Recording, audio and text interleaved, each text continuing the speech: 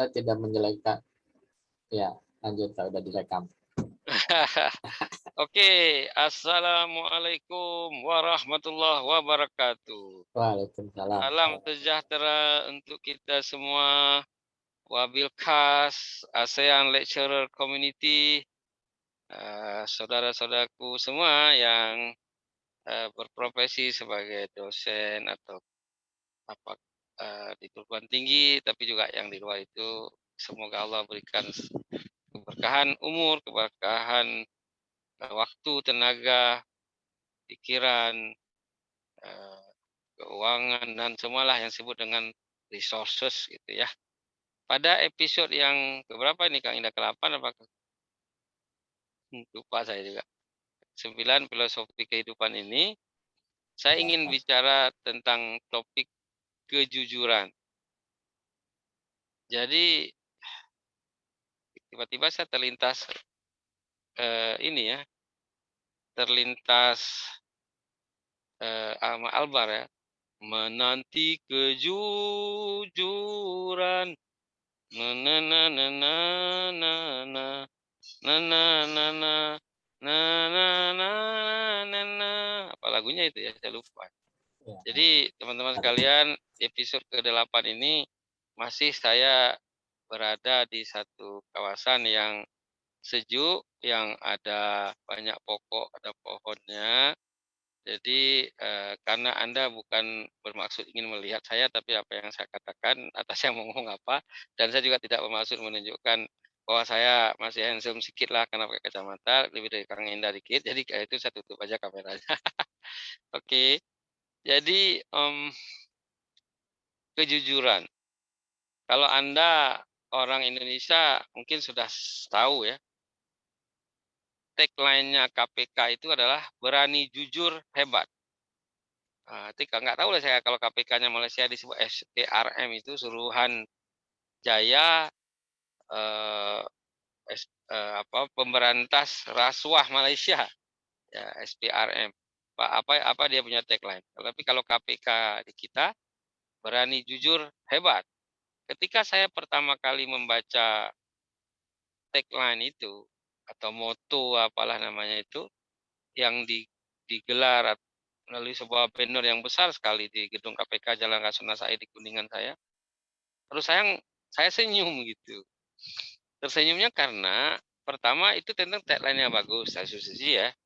Tapi di sisi lain itu kayak tamparan keras kepada muka kita sendiri sebagai orang Islam terutama, atau orang beragama lah, karena yang agama lain juga suruh jujur ya.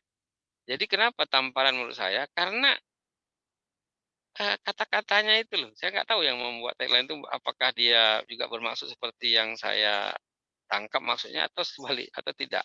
Karena bagi saya nih tamparan, berani jujur hebat.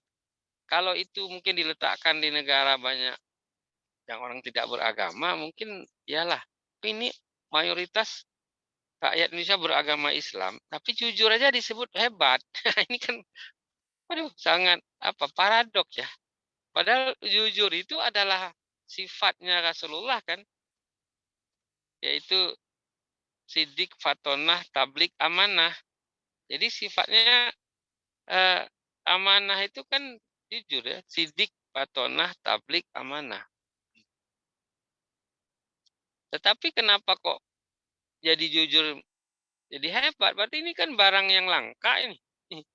Sesuatu yang kalau dibuat orang itu dinilai hebat, berarti selama ini udah parah banget ya. Untuk jujur aja jadi hebat. Mesti jujur itu kan menjadi sebuah habit, menjadi sebuah behavior, karena memang itulah ajaran agama.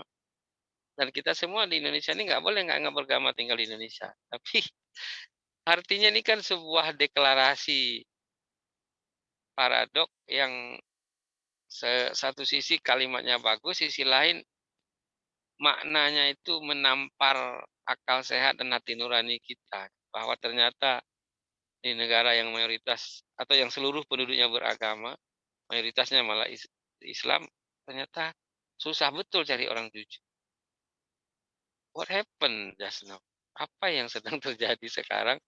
Kok orang sholatnya penuh masjid, penuh musola, orang puasanya juga heboh, bahkan tiap sore banyak jalan macet karena banyak yang jual takjil, tapi kok orang jujur susah gitu. Jadi sebenarnya ini kita beragama apa dan beragama seperti apa gitu dalam hati saya, termasuk diri saya sendiri, walaupun saya berusaha untuk terus memaintain diri supaya jujur. Tapi kadang-kadang kan jujur nih menjadi debatable juga kalau dilihat dari sisi yang sempit ya. Misalnya kita pergi bertamu ke rumah seseorang, kemudian ditawarkan makan, tapi karena kita nggak enak hati sebab kita datang misalnya tanpa appointment atau by appointment tadi masa yang short gitu, kita pun nggak mau ganggu orang, diajak makan, "Ah, sudah kita sudah makan," padahal kita belum juga, itu kan nggak jujur. Tapi tujuan kita bukan untuk mencelakakan dia, untuk merugikan dia kan, tapi untuk membuat dia tidak menjadi kalang kabut atau menjadi nggak enak hati karena apa adanya sehingga kesannya gimana. Jadi akhirnya orang menyebut ada bohong putih, ada bohong kuning atau bohong hitam, saya nggak tahu lah. Tapi bagi saya yang dimaksud jujur ini adalah terkait kalau di KPK kan terkait dalam penyelenggaraan negara ya. Jadi karena itu eh, jangan sampai nanti kalau didengar oleh istri kita atau istri saya nih ngomong jujur, padahal banyak banyak kali nggak jujurnya, misalnya, "Apa nggak jujur? Bilang pulang jam 5 temanya jam 7." Ya itu soal sana ada macet di jalan bagaimana tahu keluar dari kantor. Jadi itu bukan nggak jujur, itu ada faktor-faktor. Jadi jangan dipetakompli. Nah, yang kita mau bicara jujur di sini, atau kita tidak menyampaikan sesuatu karena kita tahu kalau nyampe ini bisa ribut, padahal ini masalahnya tidak ada hal yang ada udang di balik bakwan, hanya sekedar to say hello atau apa, jadi kira-kira gitu. Nah, kembali ke jujur tadi itu. Mestinya kalau kita mengaku sebagai atau saya mengaku sebagai umat Nabi Muhammad Rasulullah SAW, mesti kan 4 karakter itu harus ada pada kita ya. Sidik, batonah, tablik, amanah itu kan. Saya pernah membuat singkatannya itu, saya lupa. Eh, apa itu? Safata apa ya? Apa? Sidik, amanah, tablik, batonah, apa itu? Eh, sa, sa, sata, satata, apa gitu terserahlah. Jadi inilah kenapa saya menjadi tadi tersenyum sendiri di mobil ketika membaca pertama kali karena, waduh ini sebuah deklarasi betapa negeri kita ini mungkin negeri para pencuri. Tapi tentu saya nggak bisa saya bilang negeri harus bakal 70 orang, 20 juta orang itu semua. Ya ini pasti tetap menyangkut bahwa kita sadari kadang-kadang urusan kejujuran ini menjadi sebuah, karakter yang mahal kita dapatkan. Sementara pendidikan jalan terus, gelar bertambah terus, bertambah panjang, tapi yang ditangkap karena melakukan korupsi juga orang-orang bergelar juga. Jadi gimana nih coba? Jadi saya berpikir bahwa, eee, ya bagaimanapun agama, bagaimanapun, apa, eee, Al-Quran dan Sunnatullah adalah 2 hal yang nggak mungkin orang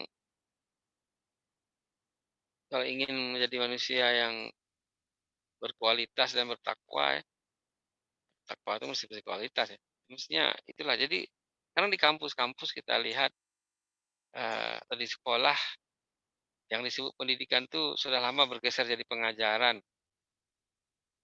Jadi dosen, terutama saya ngomong sebagai dosen tuh, kita sih nggak terlalu concern urusan membangun karakter mahasiswa. Kenapa? Karena kadangkala dari sejak atasan, sejak dari platform, sejak dari visi misi kampus, udah nggak arahnya untuk bangun karakter atau lulusan yang mempunyai atau berkelas dunia atau bagaimana ya. Tapi kalau slogannya banyak sih. Jadi di sini sekali lagi bagaimana supaya kejujuran ini sudah terbentuk karakternya sejak dari bangku sekolah, bangku kuliah, gitu ya. Saya terkesan juga ketika Mas Anies Baswedan yang sekarang Gubernur DKI menjadi Rektor Universitas Paramadina. Saya pertama kali singgah ke sana di Jalan Gatot Subroto itu pertama kali saya lihat ada kampus menyelenggarakan mata kuliah anti korupsi gitu. Yang sampai hari ini katanya baru satu-satunya, masih satu-satunya dan mungkin di dunia kali. Eh, jadi sedikit saya 1-2 menit tentang Mas Anies ini. Saya tidak terlalu akrab dengan beliau juga, tapi saya sudah mengenal dia sejak dia masih SMP apa SMA karena ayah dia adalah dosen saya dulu di Yogyakarta di Fakultas Ekonomi Universitas Islam Indonesia, namanya Pak Rashid Baswedan. Beliau ini dosen pengantar ilmu ekonomi, ya. Jadi saya tahu badan beliau besar, bidang gitu, kumisnya tebal, rambutnya keriting. Mas Anies nggak ada kumis gitu. Jadi udah pernah jumpa Mas Anies waktu itu. Kami kuliah ruangannya nyewa ruangan kuliah di Masjid Syuhada ya. Masuk Kota Baru apa itu? Pas hari Yogyakarta, Mas Anies pernah datang sekali waktu bersama ayahnya mungkin waktu itu cuti sekolah atau gimana. Kemudian saya ketemu di Paramadina waktu jadi rektor, pernah juga ngobrol dan saya diundang beberapa kali juga ke pasca sarjananya. Dan terakhir kemarin ketika beliau jadi gubernur ada 2-3 kali menghadiri beberapa event yang diselenggarakan oleh kampus kami. Tapi yang kita mau ngomong bukan soal Mas Aniesnya nih, soal jujur tadi ini terkait yang di KPK ini karena Mas Anies kan pernah juga menjadi tim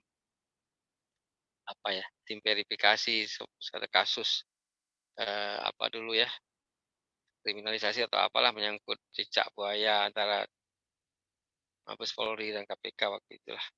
Nah, jadi kembali ke jujur lagi, wahai anak-anak muda, wahai mahasiswa, kalian ke depan tidak terlalu dilihat lagi ijazahnya, gelarnya, transkrip akademiknya, tapi yang akan dilihat dari kalian adalah karakternya.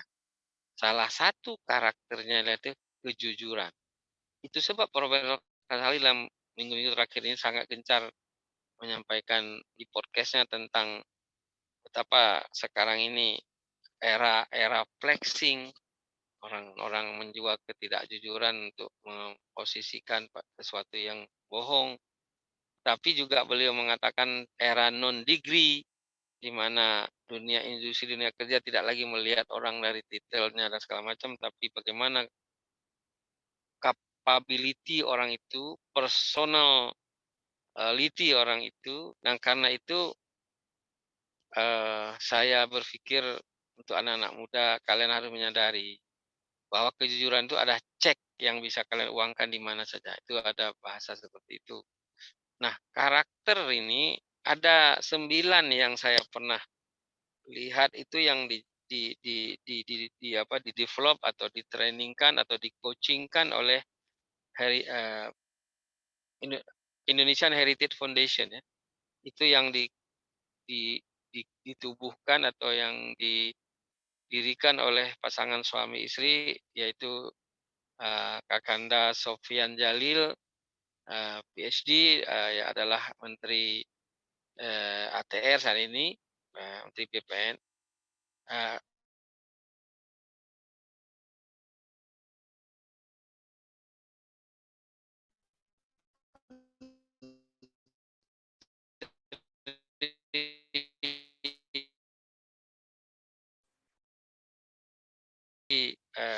Beliau dengan sama dari UK ya, dari Inggris mendirikan Indonesian Heritage Foundation ini yang di antara program yang saya tahu adalah membangun karakter. Ada 9 karakter itu ya. Ya, Anda bisa klik ke internet www tadi Indonesian Heritage Foundation dan mereka mentraining banyak sekali sekolah-sekolah lama ini guru-guru, kepala sekolah dan semua tenaga pendidikan supaya mereka bisa kemudian menjadikan ini sebagai salah satu mungkin soft skill ataupun bagian dari kurikulum ya. Jadi kejujuran ini dimulai dari diri sendiri dan sebentar lagi kita masuk bulan Ramadan di awal April, sekarang adalah di akhir Februari. Maka Ramadan itu juga bahagian dari bagaimana kita mendidik kejujuran kita sendiri. Banyak ceramah mengatakan bagaimana kita yang tahu kita puasa hanya Allah dan kita saja. Tapi saya nggak mau masuk urusan mengeksplor ini nanti ada episodenya ada edisinya sendiri. Tapi yang ingin saya highlight adalah kejujuran ini sifatnya bisa dilatih, bahkan bisa dipercontohkan, tapi yang yang pasti bisa adalah menjaga marwah kita dengan mempertanyakan kita ini datangnya dari mana, untuk apa, dan membawa apa. Karena semuanya hanya ada kontrak 60-70 tahun saja. Nah, sekarang saya udah mau 60, mungkin tinggal 10 tahun atau kurang. Tapi kalau dapat bonus kayak Tun Mahathir di Malaysia, masih bisa jadi Perdana Menteri lagi, ya good idea gitu. Nah, jadi sekarang sekali lagi, apalagi menyangkut jujur ini menyangkut income yang kita dapat dalam mencari nafkah ya. Yang kadang-kadang orang sudah tidak lagi peduli sehingga dampaknya kepada anak, istri, cucu dan segala macam. Karena satu biji nasi lah kita masukkan dalam tubuh kita dari barang yang haram, maka 40 hari ibadah kita tertolak. Apalagi sudah jadi habit hari-hari ya. Nah, persoalannya di sini adalah kita seringkali mencari sesuatu dari kuantiti, tapi kita jarang mengedepankan quality dari yang kita cari itu benar-benar bersih, benar-benar berkah gitu. Dalam beberapa pembicaraan atau dalam beberapa sharing lalu, saya sering mengingatkan diri saya bahwa rezeki itu ada 3 tingkatannya, yaitu halal, halalan, 2 toyib, toiban, 3 mubarakan, berkah. Meskipun kita pernah mendengar beberapa kali ya, cari yang haram aja susah, apalagi yang halal. Nah, itu adalah seorang yang salah besar dan bahkan itu menunjukkan statement yang tidak educated lah. Nah, justru kalau kita mencari rezeki mestilah yang halal. Tapi halal ini baru step pertama, ibaratnya kalau sekolah ini baru tingkat SD lah, orang cari yang halal itu tingkat SD itu tingkat SMP kali. Tapi yang lebih baik dari halal itu adalah toyib kan. Supaya memudahkan contoh versi saya lah. Misalnya kita suka makan buah durian yang katanya sangat enak itu, sangking kayak apalah namanya. Kita beli dengan uang yang halal segala macam. Kita makan di rumah bersama keluarga dan ada tolan kita. Bagus kan? Enak, halal. Tapi kalau ada 1-2 di antaranya yang sedang darah tinggi atau sesuatu yang tidak produktif kalau mengkonsumsi jumlah tertentu dari durian, apakah itu thayyib? Kan tidak. Duriannya halal, tapi tidak thayyib kalau kondisi badan kita waktu itu dalam keadaan yang agak kontraksi dengan kandungan yang dipunyai oleh durian. Jadi tidak thayyib, halal. Nah, sekarang sehat semua nih. Wah, semua bersemangat masing-masing makan 3 seorang atau 4 itu.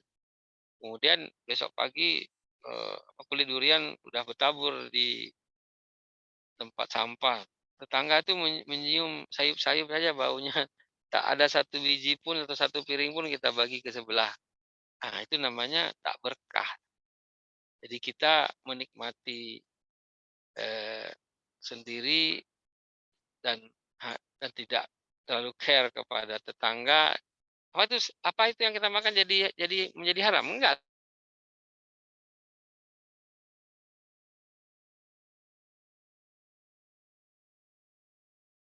Tetap halal, thayyib, tetap thayyib. Halal, tetap thayyib. Maka jangan heran kita sering melihat ada orang yang maaf hanya pedagang kecil atau tukang beca, maka mereka tidur di mana-mana mudah. Mereka nggak pernah juga ke rumah sakit. Tapi sementara yang banyak duit ini sudah lah banyak penyakitnya, makanya narkoba lagi karena didapat dari cara-cara yang tidak halal. Apalagi thayyib, jangan lagi tanya berkahnya lagi. Saya kira itu singkatnya dulu, kebenaran ada juga yang udah 2 kali menelpon dan mungkin ada perlu banget. Sekali lagi, marilah kita menjadikan diri kita orang yang bisa dipercaya, terutama anak-anak muda nih, mahasiswa-mahasiswa saya juga, jujur itu adalah cek yang bisa kalian uangkan di mana aja. Dan hari ini itu sudah menjadi agak langka, setidaknya sudah menjadi sebuah tagline KPK, berani jujur hebat. Mestinya tak perlu hebat, karena berani jujur itu adalah sifat ataupun karakter yang memang hari-hari. Thank you very much. ALCD. Daun sirih, daun kayu. Terima kasih. Thank you.